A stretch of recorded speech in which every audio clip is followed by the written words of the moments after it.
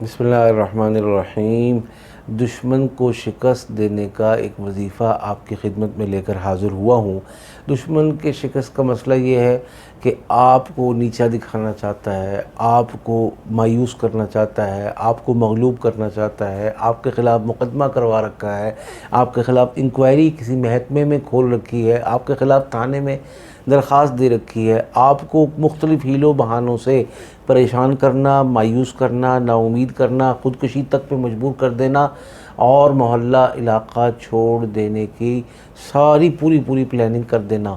یہ سب حالات وہ ہیں کہ جس میں آپ یہ چاہتے ہیں کہ کسی طریقے سے میرا یہ دشمن شکست کھا جائے، کسی طریقے سے میرا یہ دشمن مغلوب ہو جائے، کسی طریقے سے میرا یہ دشمن اور میرا یہ مقابل بیٹھ جائے، کسی طریقے سے میرا یہ دشمن مجھے نا امید اور مایوس نہ کر سکے۔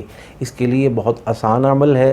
آپ وقت ایک مقرر کریں گے دن میں اور اس عمل کو آپ 21 دن جاری رکھیں گے، اول آخر 7 مرتبہ درود پاک صلی اللہ علیہ وسلم۔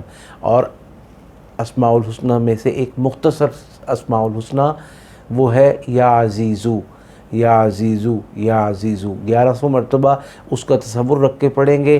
اب اگر درخواست دی ہے تو وہ اس کے خلاف جائے گی، اب اگر کورٹ میں گیا ہے یہ مقدمہ اس کے خلاف جائے گا، اب اگر وہ آپ کو کسی بھی طریقے سے بدنام اور ناکام کرنا چاہتا ہے تو انشاءاللہ یہ دشمن ناکام ہوگا، تباہ ہوگا، برباد ہوگا، کسی صورت بھی وہ کامیاب نہیں ہو سکتا، آپ کو شکست نہیں دے سکتا۔